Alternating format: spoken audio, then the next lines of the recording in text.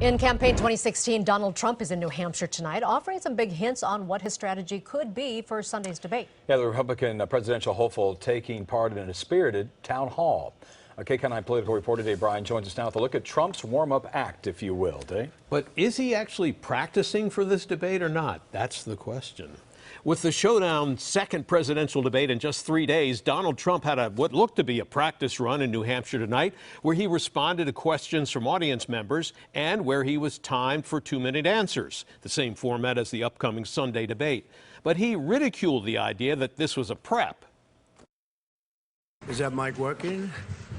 It's like the presidential debate, the commission, where they gave us a bum mic. With the first presidential debate still very much on his mind, Donald Trump held a small New Hampshire town hall meeting Thursday night, reportedly in preparation for the second presidential debate on Sunday evening, which Trump immediately denied. And we want to keep this small.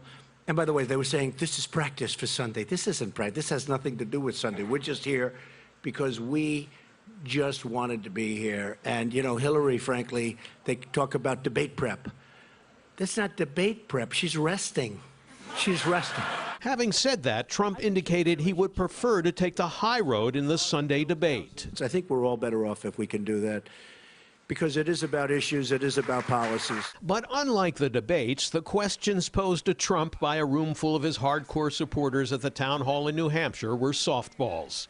Even he kind of acknowledged that when he was asked about his plan for reviving the middle class by a woman who waved her arm in the air, pledging her support for him. Oh, thank you, thank you. I like this audience. I like this audience. And when he was asked about how he would bring jobs back to the United States, Trump was a little short on detail. We're going to have a country that makes product again. We're going to have a country that Apple and these other great companies are going to make their product in our country, and we're going to have lots of people working, including yourself. We have to do that. Okay? Thank you. Battleground state polls this week show Trump is falling behind Hillary Clinton by 5 points in Florida, 4 points in Pennsylvania, 3 points in North Carolina, and 11 points in Colorado. And while the race in Ohio is still too close to call, the polls show him trailing in a new Michigan poll by 11 points. And adding to Trump's troubles is a scathing letter from more than 30 former Republican Congress members, including Tom Campbell, Steve Kuykendall, and Pete McCloskey from California, charging that Trump is manifestly unqualified to be president, urging fellow Republicans not to vote for this man whose disgraceful candidacy, the letter says, is indefensible.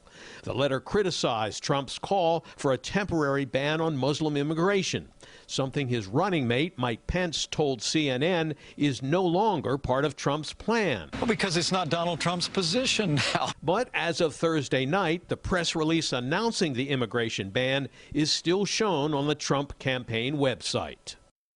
Now, Hillary Clinton has had a low-key public schedule this week with no public events today and only a Washington fundraiser yesterday. She's spending the rest of her time preparing for the Sunday debate, and Jeff, she doesn't dispute that. Yeah. So, Dave, one down, and after Sunday, one more to go. So this is kind of the middle debate, and a lot of children that are in the middle say they get overlooked. Right. So in a case like this, will this have less impact on the candidates? You know, this year actually could be different. I mean, I think that the first debate is, of course, always important because in politics, first impressions matter. And the last debate is always important because it's like the final word.